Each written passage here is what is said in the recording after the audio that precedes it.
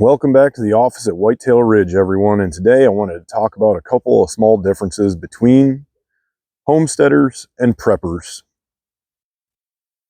Really, honestly, when you boil it down, I mean, it's 2024 and there are stigmas surrounding different groups of people, especially these particular two groups of people. And I'm really having a hard time understanding why. I mean, the world is literally gone mad around us, and anyone who's still holding a stigma against a person who is trying to actively be prepared for all the nonsense that is literally playing out around us, that is just, it's beyond me. I'm having a hard time even comprehending that. But the difference that I see between preppers and homesteaders is that on the general scale of things here, preppers are more people that grab items and store items back in a closet, a garage, a pantry, something to that effect, in the event that a large-scale catastrophe takes place.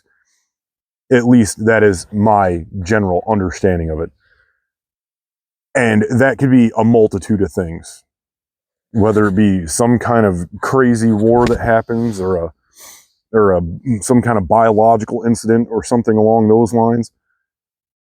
And whatever, man, that's if that's your prerogative, go for it. I'm not going to judge you one way or another. It may not be the way that I think, but I'm not going to sit here and judge you because you have a reason to believe that. Maybe you have information that I don't.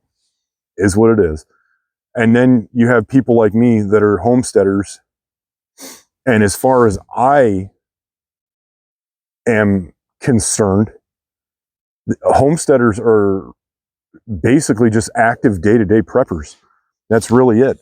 Rather than storing stuff away and just, waiting for the event to happen, we're actively addressing a situation every day, whether it be through raising our own animals and hedging a bet against the idea that food may not be available at the grocery store one day, or food may just be too expensive at the grocery store one day to even consider going and purchasing it. And quite honestly, I am not even going to say can't read between the lines on that one right now. There's nothing that is going to save you, because grocery prices alone have skyrocketed in the past 4 years.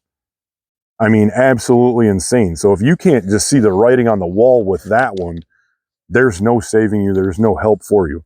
The only help for you is that you need to start, going out and learning from these groups of people that are actively engaging the problem right now and providing for themselves, and to some extent.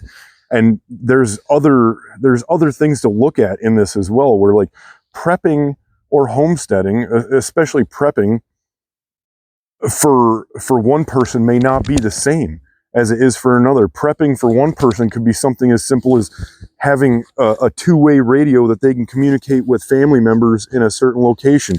Prepping may be something as simple as having a Gerber in your pocket that's pretty much the modern day Swiss Army knife of everything. Heck, I remember when I was in the Army, you'd get in trouble for not having that thing on you. So, I mean, it can be that simple. You don't have to go out and store back a whole pantry worth of food. I think that may be a better idea than simply having a two-way radio and a Gerber. But again, it is what it is. Everyone's look at prepping is different. People are prepping for different situations and different scenarios. Me personally, on the homestead, I like to have enough food on hand to where if at any given point in time I can't get out and either afford something, find something, which is also happening on a day-to-day, or really, that's about it. That's really, if I can't find something or afford something, I want to make sure that I have it here. And I've been doing that for many years now. And there have been situations where I actually ended up having an emergency heart surgery, completely unexpected. I was out of work for a year because of that heart surgery, because there was just multiple things that had happened. But either way, the thing is that I was prepared and I had food, and I tried to have food for at least 6 months on hand. And in that particular scenario, I learned that I had a lot more than what I had planned on. I had probably in the neighborhood of 2 years worth of food minimum on the shelf. And you don't have to do that. That was just something where I got in the mode of buying things and rotating them back and forth on the shelves. And, you know, voila, boom, I hit a scenario where I actually needed it. And it came in super handy, I will tell you that, because I was unable to work. And then they ended up eventually benching me and saying, you know, hey, it is what it is. Go home and live your life, because you cannot do the tasks that you're required to do in your job on the day-to-day, because you just can't. So now I'm out here working the homestead, working the farm. So is it a bad thing? No, it's not a bad thing. And too many people are looking at it as, well, you're preparing for some kind of nuclear war. Well, maybe some people are doing that, but in my particular instance, no, it was a medical health emergency. So you view it however you need to view it, but that's the thing right there, is everyone's situation is different, and it's always going to be that way. So the stigmas surrounding people who are prepared, whether it be preppers or homesteaders or whatever other name you call yourself, is completely just outlandish right now. There's no need for it, and people need to be a whole lot less concerned about what people are thinking about them and get more active in lifestyles like these. Because if you don't, you're only hurting yourself and others around you, probably most likely your family members and friends, if they're into that as well. But it's 2024. There's a lot of stuff going on, and especially with the Texas thing, which, you know, whatever.